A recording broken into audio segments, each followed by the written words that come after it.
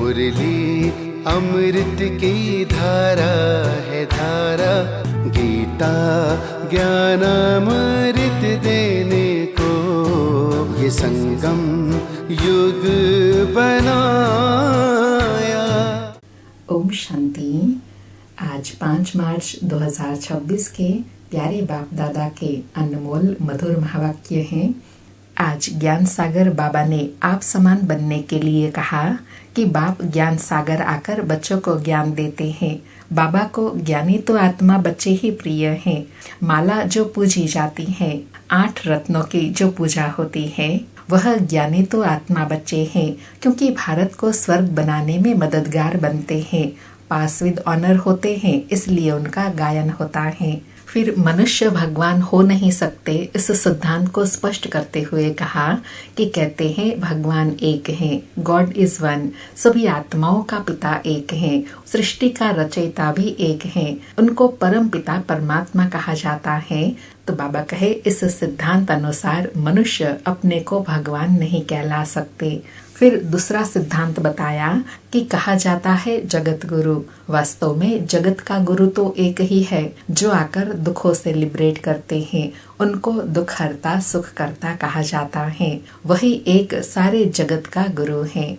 फिर गुह्य बात समझाते हुए कहा कि भल पुराने शरीर में आता हूँ। इनके शरीर का नाम अपना दादा लेखराज है, इनका व्यक्त नाम है। फिर अव्यक्त नाम पड़ता है प्रजापिता ब्रह्मा। बाबा कहे जैसे एक धर्म वाला दूसरे धर्म में जाता है तो नाम बदलता है, तुम भी शूद्र से ब्राह्मण बनते हो। साथ में गुह्य राज को स्पष्ट करते हुए कहा ब्रह्मा एक ही है, यह पतित फिर वही ब्रह्मा पावन बनता है तो फरिश्ता बन जाते हैं।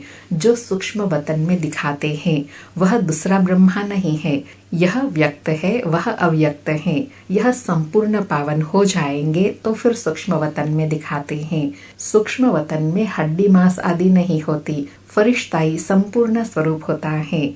फिर घर की स्मृति दिलाते कहा कि बाप समझाते हैं तुमको अपना घर छोड़े 5000 वर्ष हुए, उसमें तुम भारतवासियों ने 84 जन्म लिए हैं। अब तुम्हारा अंतिम जन्म है, अब सबकी वानप्रस्थ अवस्था है, सबको वापस घर जाना है। सुनते हैं प्यारे बाप दादा के अनमोल मधुर महावाक्य। आज बाबा कहे मीठे बच्चे, बाप को ज्ञानी तो आत्मा बच्चे ही प्रिय हैं, इसलिए बाप समान मास्टर ज्ञान सागर बनो। आज मुरली से प्रश्न है, कल्याणकारी युग में बाप सभी बच्चों को कौन सी स्मृति दिलाते हैं? उत्तर में बाबा कहे बच्चे, तुम्हें अपना घर छोड़े 5000 वर्ष हुए हैं, तुमने 5000 वर्ष में 84 जन्म लिए, अब यह अंतिम जन्म है, वानप्रस्थ अवस्था है, इसलिए अब घर जाने की तैयारी करो, फिर सुखधाम में जाएंगे। भल गृहस्थ व्यवहार में रहो, लेकिन इस अंतिम जन्म में पवित्र बन बाप को याद करो। आज मुरली में गीत बजा, महफिल में जल उठी क्षमा, परवानों के लिए प्रीत बनी है दुनिया में मर जाने के लिए। ओम शांति। बाबा कहे बच्चों ने यह समझा है कि भगवान एक हैं, गॉड इज वन। सभी आत्माओं का पिता एक है, उनको परम पिता परमात्मा कहा जाता है। सृष्टि का रचयिता एक है, अनेक हो ही नहीं सकते। इस सिद्धांत अनुसार मनुष्य अपने को भगवान कहला नहीं सकते। बाबा कहे यह सिद्धांत है कि परमात्मा एक ही है, इसलिए कहा जाता है गॉड इज वन, रचयिता एक है। तो फिर इस अनुसार कोई भी मनुष्य को भगवान नहीं कह सकते। बाबा कहे अभी तुम ईश्वरीय सर्विस के निमित्त बने हो। ईश्वर नई दुनिया स्थापन कर रहे हैं, जिसको सतयुग कहा जाता है। उसके लिए तुम लायक बन रहे हो। सतयुग में कोई पतित नहीं रहते, अभी तुम पावन बन रहे हो। कहते हैं पतित पावन मैं हूँ और तुम बच्चों को श्रेष्ठ मत देता हूँ। कौन सी श्रेष्ठ मत देते हैं? कि मुझ अपने निराकार बाप को याद करने से तुम पतित तमो प्रधान से पावन सतो प्रधान बन जाएंगे। याद रूपी योग अग्नि से तुम्हारे पाप नाश हो जाएंगे। साधु संत आदि तो कह देते हैं ईश्वर सर्वव्यापी हैं, एक तरफ कहते भगवान एक हैं, फिर यहाँ तो बहुत अपने को भगवान कहलाते हैं। बाबा कहे दो दो बातें बोलते हैं। एक तरफ कहते हैं भगवान एक हैं, फिर दूसरी ओर कई मनुष्य अपने को भगवान कहलाते हैं। बाबा कहे श्री श्री 108 जगत गुरु कहलाते हैं। अब जगत का गुरु तो एक ही बाप है। सारे जगत को पावन बनाने वाला एक परमात्मा सारी दुनिया को लिबरेट करता है दुख से, वही दुख हरता सुख करता है। बाबा ने अपना परिचय दिया कि परमात्मा किसको कहेंगे? जो आकर सर्व को दुखों से लिबरेट करते हैं, जिनको दुख हरता सुख करता कहा जाता है। कोई मनुष्य को दुख हरता सुख करता नहीं कह सकते हैं। बाबा कहे मनुष्य को तो यह कहा नहीं जा सकता है। यह भी तुम बच्चे समझते हो।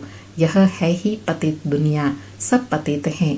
पावन दुनिया में है यथा राजा रानी तथा प्रजा पावन। सतयुग में पूज्य राजा रानी होते हैं, फिर भक्ति मार्ग में पुजारी बन जाते हैं। सतयुग में पूज्य महाराजा महारानी होते हैं, फिर भक्ति मार्ग में पुजारी बन जाते हैं। सतयुग में जो महाराजा महारानी हैं, उनकी जब दो कलाएं कम होती हैं तो राजा रानी कहा जाता है। यह सब बातें डिटेल की हैं, नहीं तो एक सेकंड में जीवन मुक्ति। बाप समझाते हैं भल गृहस्थ व्यवहार में रहो, परंतु यह अंतिम जन्म पवित्र रहो। अब वानप्रस्थ अवस्था है। वानप्रस्थ व शांति धाम एक ही बात है। बाबा कहे वानप्रस्थ में जाना कहो व शांति धाम घर जाना एक ही बात है। यहाँ आत्माएं ब्रह्मा महातत्व में रहती हैं, जिसको ब्रह्मांड कहते हैं। वास्तव में आत्माएं कोई अंडे मिसल नहीं है, आत्मा तो स्टार है। बाबा ने समझाया है जो भी आत्माएं हैं इस ड्रामा में एक्टर्स हैं। जैसे एक्टर्स नाटक में ड्रेस बदलते हैं, भिन्न भिन्न पार्ट बजाते हैं, यह भी बेहद का नाटक है। बाबा ने कितनी सरल रीति समझाया कि जैसे वो एक्टर्स भिन्न भिन्न ड्रेस बदलते रहते हैं, ऐसे यह फिर है बेहद की बात। बाबा कहे आत्माएं इस सृष्टि पर 5 तत्वों के बने हुए शरीर में प्रवेश कर पार्ट बजाती हैं। शुरू से लेकर परमात्मा और ब्रह्मा विष्णु शंकर सब एक्टर्स हैं। नाटक में भिन्न भिन्न प्रकार की ड्रेस मिलती है पार्ट बजाने। घर में आत्माएं सब शरीर के बिगड़ रहती हैं। बाबा कहे फिर जब 5 तत्वों का शरीर तैयार होता है तब उनमें प्रवेश करती हैं। 84 शरीर मिलते हैं तो नाम भी इतने बदलते हैं। आत्मा का नाम एक है। अब शिव बाबा तो है ही पतित पावन, उनको अपना शरीर नहीं है, शरीर का आधार लेना पड़ता है। कहते हैं मेरा नाम शिव ही है। भल पुराने शरीर में आता हूँ, इनके शरीर का अपना नाम है, जिनमें प्रवेश करता हूँ इनका व्यक्त नाम है, फिर अव्यक्त नाम पड़ता है। कौन सा? ब्रह्मा। बाबा कहे एक धर्म वाला दूसरे धर्म में जाता है तो नाम बदलता है। तुम भी शूद्र धर्म से बदल ब्राह्मण धर्म में आए हो तो नाम बदलता है। बाबा कितनी सूक्ष्म सूक्ष्म बातें सरल रीति समझाते हैं कि जैसे धर्म बदली होता है तो नाम बदली होता है। यहाँ बाबा कहे तुम शूद्र से ब्राह्मण बनते हो। बाबा कहे तुम लिखते हो शिव बाबा थ्रू ब्रह्मा। शिव बाबा परमपिता परमात्मा है, उनका नाम नहीं बदलता है। शिव बाबा ब्रह्मा द्वारा स्थापना करा रहे हैं। किसकी? आदि सनातन देवी देवता धर्म की, जो प्रायः लोप हो गया है। जो पावन पूज्य थे वे ही पतित पुजारी बनते हैं। 84 जन्म पूरे किए हैं, अब फिर से देवी देवता धर्म स्थापन होता है।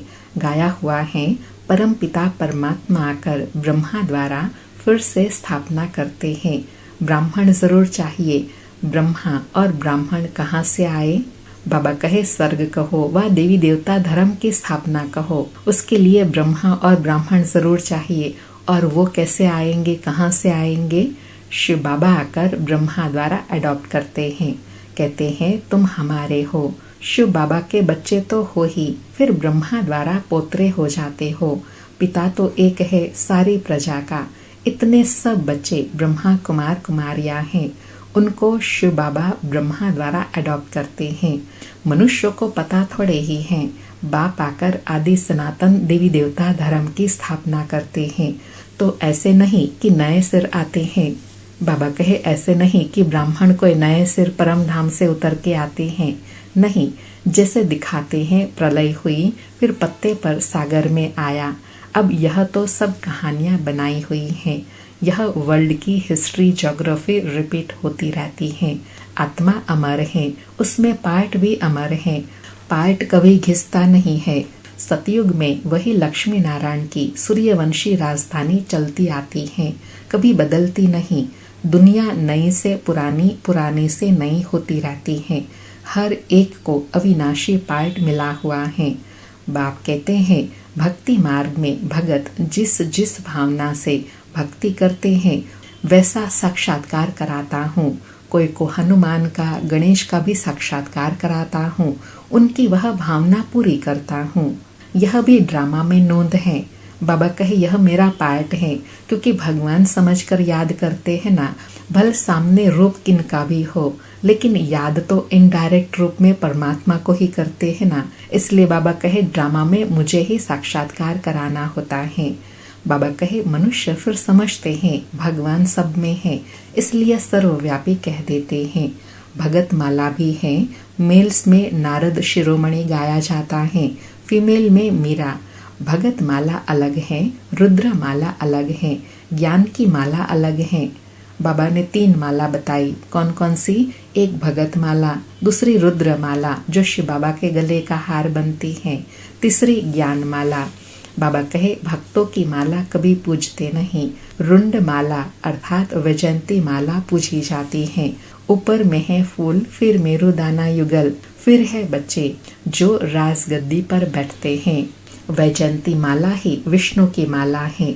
भक्तों की माला का सिर्फ गायन होता है। रुद्र माला तो सब फेरते हैं। तुम भगत नहीं ज्ञानी हो। बाबा अंडरलाइन करा रहे हैं, तुम भगत आत्मा नहीं ज्ञानी आत्मा हो। बाबा कहते हैं मुझे ज्ञानी तो आत्मा प्रिय लगते हैं। बाप ही ज्ञान का सागर है। तुम बच्चों को ज्ञान दे रहे हैं। माला भी तुम्हारी पूजी जाती है। 8 रत्नों का भी पूजन होता है, क्योंकि ज्ञानी तो आत्मा है तो उनकी पूजा होती है। अंगूठी बनाकर पहनते हैं, क्योंकि यह भारत को स्वर्ग बनाते हैं। पास विद ऑनर होते हैं तो उनका गायन है। बाबा कहे यह जो 8 रत्न है वो कौन है? पास विद ऑनर आत्माएं हैं, जो भारत को स्वर्ग बनाने में नंबर 1 रहते हैं, इसलिए उनका गायन ज्यादा है। बाबा कहे 9वां दाना बीच में शिव बाबा को दिखाते हैं, उसको कहते हैं 9 रतन। यह है डिटेल की समझानी। बाप तो सिर्फ कहते हैं, क्या कहते हैं? बाप और वर्षे को याद करो तो तुम्हारे विक्रम विनाश होंगे, फिर तुम चले जाएंगे अपने घर। पतित आत्माएं पावन दुनिया में जा न सके।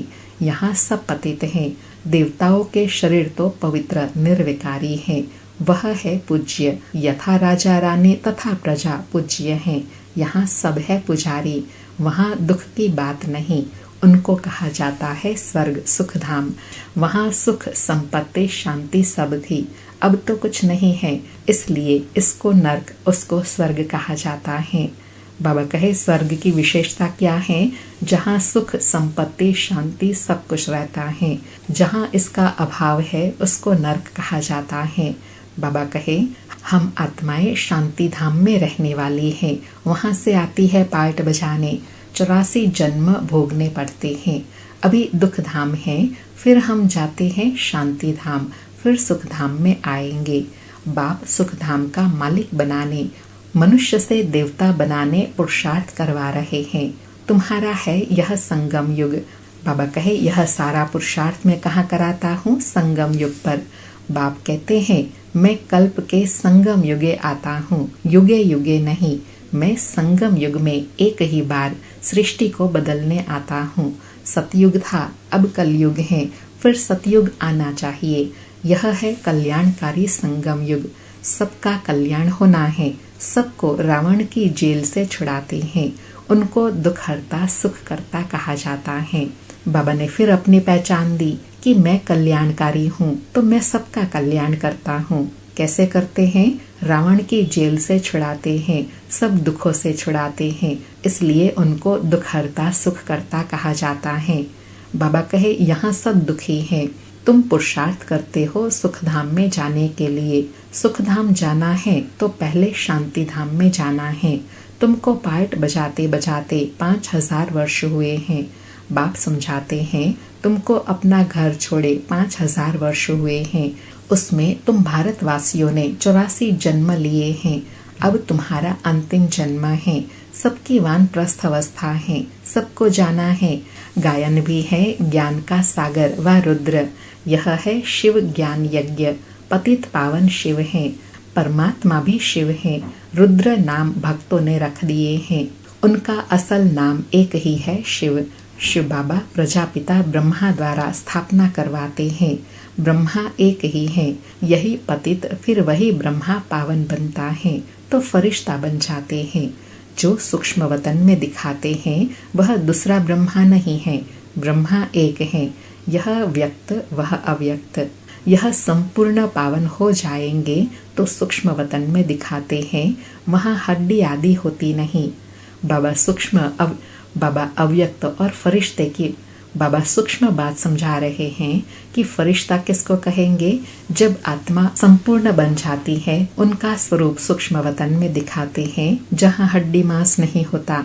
बाबा ने समझाया था, जिस आत्मा को शरीर नहीं मिलता है वह भटकती रहती है, उनको भूत कहा जाता है। जब शरीर मिले तब तक भटकती है।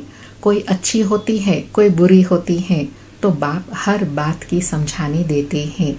वह ज्ञान का सागर है तो जरूर समझाएंगे ना। बाबा कहे मैं ज्ञान का सागर हूँ तो सारी ज्ञान की बातें सब समझ देता हूँ ना।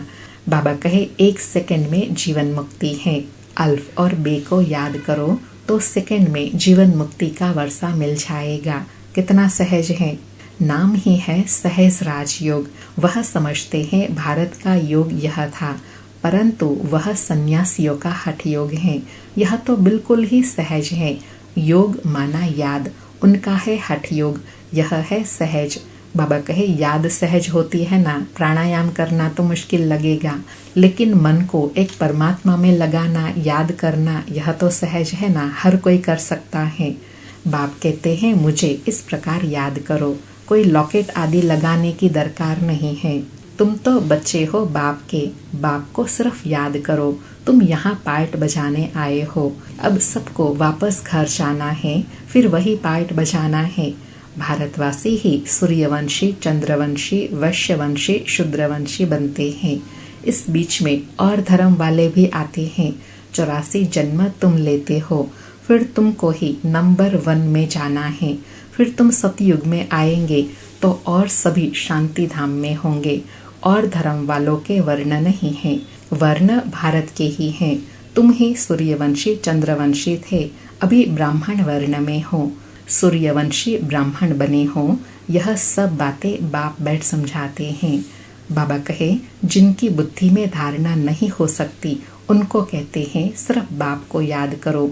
जैसे बाप को जानने से बच्चे को मालूम पड़ जाता है यह मिल्कियत है। बच्चे को तो वर्षा नहीं मिलता है। यहाँ तुम सब शिव बाबा के बच्चे हो, सबका हक है। मेल अथवा फीमेल सबका हक है।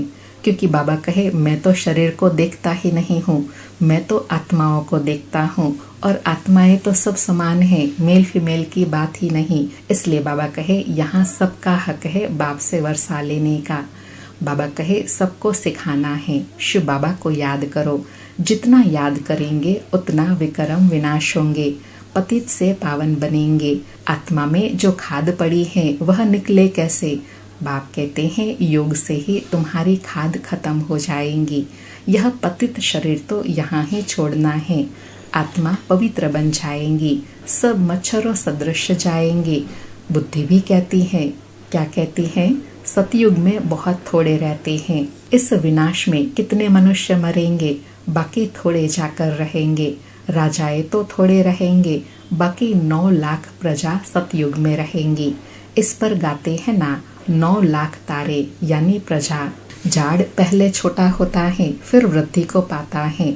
अभी तो कितनी आत्माएं हैं, बाप आते हैं सबका गाइड बन ले जाते हैं। अच्छा, मीठे मीठे सिकिलधे बच्चों प्रति माता पिता बाप दादा का याद प्यार और गुड मॉर्निंग। रूहानी बाप की रूहानी बच्चों को नमस्ते। हम रूहानी बच्चों की रूहानी माता पिता बाप दादा को याद प्यार गुड मॉर्निंग और नमस्ते। नमस्ते। सारी मुरली से धारणा के लिए सार हैं। पहला, योग अग्नि से विकर्मों की खाद को भस्म कर पावन बनना है। अब वानप्रस्थ अवस्था है, इसलिए वापस घर जाने के लिए संपूर्ण सतो प्रधान बनना है। दूसरा पॉइंट, इस कल्याणकारी युग में बाप समान दुख हरता सुख करता बनना है। आज प्यारे बाबा का वरदान है, सदा कंबाइंड स्वरूप की स्मृति द्वारा मुश्किल कार्य को सहज बनाने वाले डबल लाइट भव। सदा कंबाइंड स्वरूप की स्मृति द्वारा मुश्किल कार्य को सहज बनाने वाले डबल लाइट भव। स्पष्टीकरण है, जो बच्चे निरंतर याद में रहते हैं वे सदा साथ का अनुभव करते हैं। उनके सामने कोई भी समस्या आएंगी तो अपने को कंबाइंड अनुभव करेंगे, घबराएंगे नहीं। ये कंबाइंड स्वरूप की स्मृति कोई भी मुश्किल कार्य को सहज बना देती है। कभी कोई बड़ी बात सामने आए तो अपना बोझ बाप के ऊपर रख स्वयं डबल लाइट हो जाओ, तो फरिश्ते समान दिन रात खुशी में मन से डांस करते रहेंगे। बाबा कहे, डबल लाइट स्थिति का अनुभव करने की सहज विधि कौन सी है कि सदा बाबा के साथ कंबाइंड रहो। अगर कोई बात परिस्थिति आती भी है तो उन सब का बोझ बाबा को दे करके स्वयं डबल लाइट हो जाओ, तो सदा खुशी बनी रहेंगी और फरिश्ते स्वरूप का चलते फिरते अनुभव होगा। तो जैसे खुशी में डांस हो रही है ऐसा अनुभव होगा। आज का स्लोगन है, किसी भी कारण का निवारण कर संतुष्ट रहने और करने वाले ही संतुष्ट मणि हैं। किसी भी कारण का निवारण कर संतुष्ट रहने और करने वाले ही संतुष्ट मणि हैं। अव्यक्त इशारे हैं, निश्चय के फाउंडेशन को मजबूत कर सदा निर्भय और निश्चिंत रहो। आज निश्चय की डेफिनेशन बताई कि श्रीमद् प्रमाण हर कदम हो तो सदा निश्चिंत रहेंगे और निश्चिंत है तो सदा यथार्थ निर्णय देंगे। जब निर्णय यथार्थ होगा तो विजय होंगे। त्रिकालदर्शी आत्मा सदा ही निश्चिंत रहती है, क्योंकि उसे निश्चय है कि हमारी विजय हुई ही पड़ी है। तो बाबा कहे, विजय का आधार क्या है? निश्चय। कौन सा निश्चय? कि हमारी विजय हुई पड़ी है, हम कल्प कल्प के विजयी हैं। इस बात का निश्चय ही सदा निश्चिंत बना देता है। अच्छा, ओम शांति। शुक्रिया बाबा, शुक्रिया।